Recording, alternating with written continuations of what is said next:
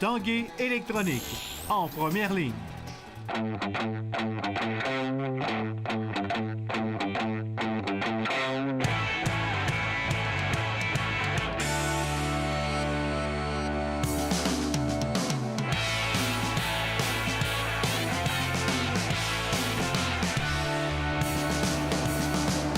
À tous, un bon mardi. Bienvenue à l'Esprit sportif. Au menu de notre émission aujourd'hui, on parlera un peu plus tard de nos athlètes de haut niveau qui doivent performer malgré de l'asthme à l'effort. Mais d'abord, parlons des Remparts de Québec, toujours au sommet de la Ligue de hockey junior majeur du Québec. Les Remparts qui disputeront leur prochain match ce vendredi soir ici au Centre Vidéotron contre les Cataractes de Shawinigan. L'équipe de Philippe Boucher qui était de retour à l'entraînement ce matin après 2 journées de congé à la suite d'un week-end de 3 matchs en 3 jours.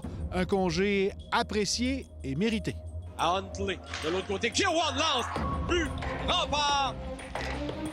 Kirwan s'interpose, s'avance, le tir là-bas! Huntley pour Kirwan, le tir, ça dévie devant le filet là-bas!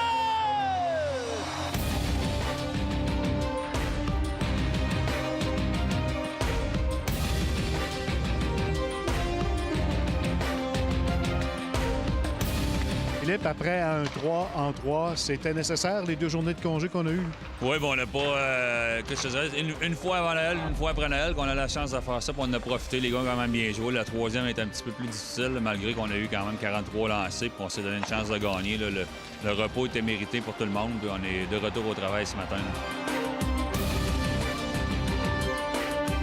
On joue du bon hockey, puis c'est la seule fois dans la saison qu'on peut vraiment le faire. Là. On donne beaucoup de journées de congé dû au voyagement, puis la semaine pour l'école, mais vraiment donner des journées de congé un dimanche, puis les gars peuvent se reposer, voir leurs amis, voir leur famille. C'est rare que ça peut arriver. C'est toujours le fun. On a eu le temps de se tenir un petit peu les gars ensemble, puis ça fait toujours du bien, là. Surtout après, comme tu disais, un 3-3, c'est assez épuisant. On a joué des bonnes équipes en fin de semaine, fait que ouais, c'était nécessaire, je pense, puis ça a fait du bien. On lancé, bloqué, ralenti, dans l'enclave, on va pas but, Rempart! C'est sûr qu'on a eu une bonne début de saison. C'était assez demandant physiquement, mentalement. Fait que je pense que les 2 jours de break, là, ça permet aux gars de se reposer autant physiquement que mentalement. Je pense que ça peut juste être bénéfique. Ça nous a fait du bien, puis je pense qu'on va revenir fort là, vendredi contre Shawinigan. C'est bien fait, gagner hésite de lancer, vous voyez le coup. Rémi a fait dernier devant le filet. 2 victoires en 3 matchs collés comme ça, on est sûrement satisfait du bilan. Oh, oui, on a une très bonne game à Rimouski. On a vraiment bien joué là-bas. Jamais facile d'aller là-bas. Notre rivalité naturelle. Puis on a vraiment bien joué contre Val-d'Or. Peut-être notre meilleur game de l'année. On n'a rien donné. Puis contre Rouen, on s'est mis un gardien de but là, qui était vraiment littéralement en feu. Là, 42 arrêts, si je ne me trompe pas. On a quand même bien joué. On avait des signes de fatigue. Là, de là, le repos nécessaire.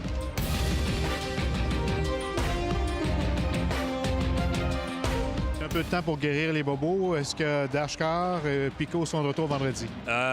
Steve Bélanger, notre thérapeute, me disait que Dashkar devrait pratiquer en noir demain, ce qui est bon. Quand tu es en vert, c'est les blessés pour nous autres. Fait que Dashkar devrait... On s'attend à ce qu'il peut être de retour vendredi. Pour Pico, c'est incertain encore. Et les Remparts l'emportent ce soir au Centre Vidéotron. Gérer les défaites, ça peut être difficile, mais gérer les victoires, on dit que les gens heureux n'ont pas d'histoire. Qu'est-ce qu'on gère pour poursuivre la progression jusqu'à la fin? Là? Je sais pas, dans un club de hockey 26 joueurs, il y a toujours des histoires, il y a toujours des choses à améliorer, il y a toujours des jeunes qui progressent, d'autres qui cherchent un petit peu. Puis je le dis toujours, c'est de jamais être satisfait, là, même. C'est au jour le jour. On gère notre club au jour le jour avec les jeunes. C'est sûr que comme DG, je mets un chapeau différent, puis je gère le long terme. Là. Mais en tant qu'entraîneur, c'est de pousser les jeunes à chaque jour. On a eu du succès, oui, mais les parties, on les a pas commencées comme on voulait. T'sais, souvent, on traînait après 2 périodes, après une période. Fait que ça nous forçait à travailler tout le temps fort, à revenir de l'arrière. Fait que même si on avait du succès, on n'avait pas le choix de travailler fort. C'est un travail d'équipe, là, honnêtement. C'est pas nécessairement... oui, je peux avoir une partie là-dedans, mais je pense que le total, là, ça se fait en équipe. Je pense qu'on n'est pas satisfait de ce qu'on fait jusqu'à maintenant. On veut continuer, puis... ça fait juste, je pense, 21 ou 22 games qu'on joue, fait qu'il y a encore beaucoup de travail à faire. Écoute, on est quasiment au tiers de la saison, on est encore là, on est là depuis le début de l'année. Est-ce que ça va se maintenir? Je sais pas. Il y a des équipes qui vont s'améliorer. Il y a des équipes dans notre division qui sont à maturité, qui vont s'améliorer rapidement. Moi, je m'assieds aujourd'hui, j'ai jasé avec Jacques Tanguay la semaine passée, Christian Vermette, mon assistant DG, est ici aujourd'hui. Je m'assieds avec pour regarder la période des fêtes, ce qu'on peut faire pour notre équipe. Fait que ça reste à voir, là, mais content de comment que les gars réagissent présentement. Puis ce qui est le fun, c'est que je suis pas sur le téléphone présentement en tant que DG à essayer de trouver une équipe où que Boucher peut aller gagner au Garneau ou Baribeau. Je suis plus à aller chercher le joueur ou les joueurs qui peuvent peut-être nous aider à se donner une chance pour gagner nous autres aussi. C'est différent des 2 dernières saisons.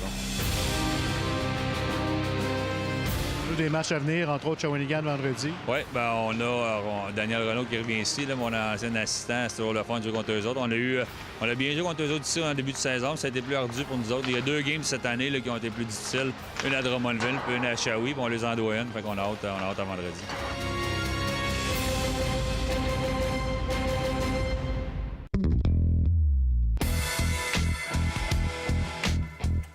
Encore cette année, les Remparts de Québec s'impliquent dans la campagne du magasin Partage qui vise à amasser des denrées non périssables et des dons en argent afin de faire vivre un beau temps des fêtes à plus de 2000 familles de la région. Lors des rencontres du 2 et 3 décembre au Centre Vidéotron, les partisans des Remparts sont invités à être généreux et à partager avec les familles défavorisées. En collaboration avec Maxi, on espère battre des records en cette 40e année d'existence de Magasin Partage. Ça a commencé quand j'ai eu quand Jean-Philippe est né, puis il est rendu à 35 ans. Fait que ça a été depuis ce temps-là qu'on s'implique avec le Magasin Partage. Un petit peu au début, un petit peu moins là, parce que je pense que c'est bien rodé. Jean s'en occupe bien, il y a du bon monde alentour de lui. L'équipe va bien. On aimerait battre des records également au niveau de la cueillette. Oui. Écoutez, si chaque partisan arrive avec une boîte de conserve, on est 6 000, 7 000, 8 000, fait 8 000 boîtes de conserve. À ça, calculer comment que ça vaut. Et ça va nourrir facilement 500 familles, 4 à 500 familles. Alors, si à chaque match, on amène une boîte de conserve, ça ne changera pas grand-chose dans notre vie. Après la pause, nos athlètes d'élite confrontés à l'asthme.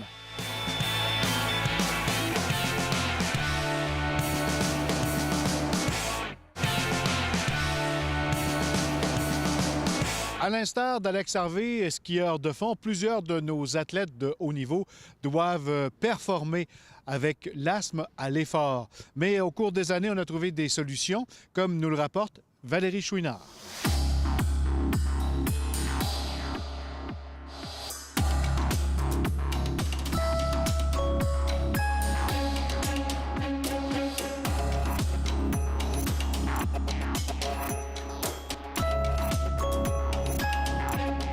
Moi, c'est un asthme à l'effort, donc j'ai pas l'expérience d'un asthmatique là, vraiment dans la vie de tous les jours, mais c'est souvent une impression de resserrement dans la poitrine au niveau de la respiration, là, donc obstruction, resserrement au niveau de la respiration.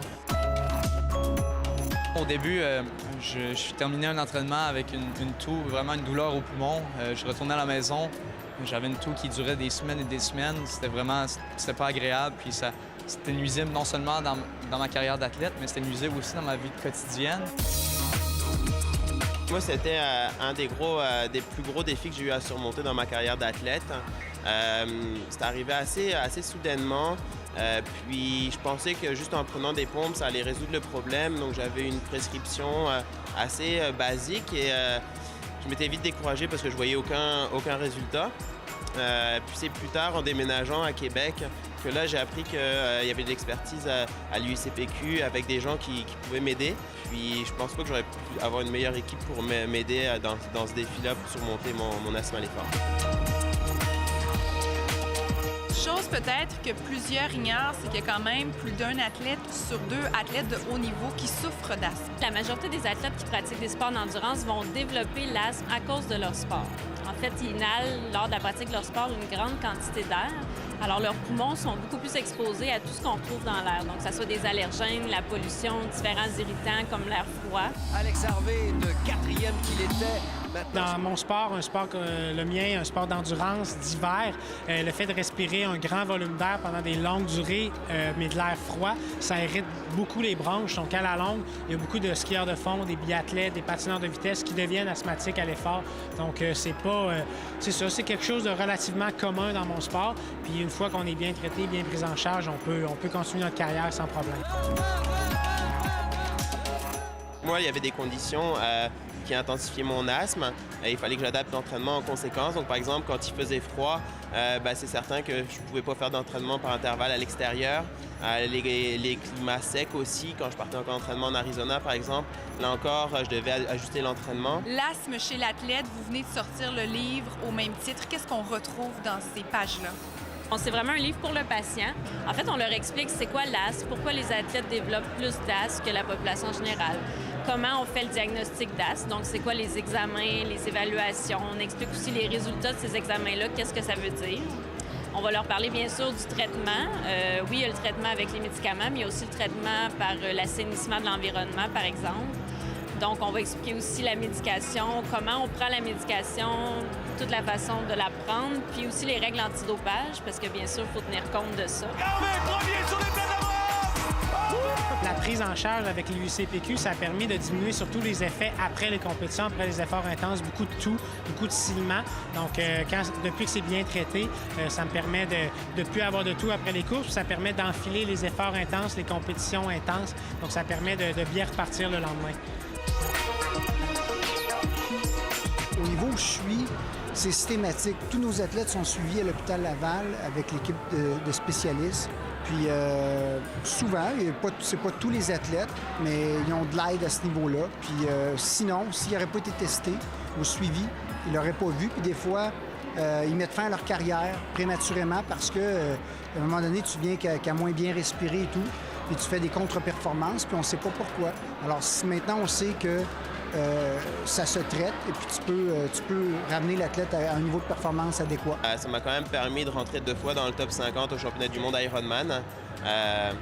Quand même un excellent résultat pour moi. Alex Harvey finit premier, prend le vitesse. C'est possible. Moi, je suis champion du monde aujourd'hui, puis je suis asthmatique à l'effort aussi. Donc, il n'y a aucune raison pour un jeune enfant qui est asthmatique lui aussi de ne pas faire de l'activité physique. C'est de continuer. Il faut que ça soit bien traité, bien suivi, voir les bonnes personnes, un pneumologue évidemment, mais de ne pas arrêter de faire de l'activité physique parce que c'est la pire chose à faire. Et je vous rappelle en terminant que toutes les émissions de l'Esprit sportif sont disponibles sur notre site Facebook, l'Esprit sportif. Bye, à demain.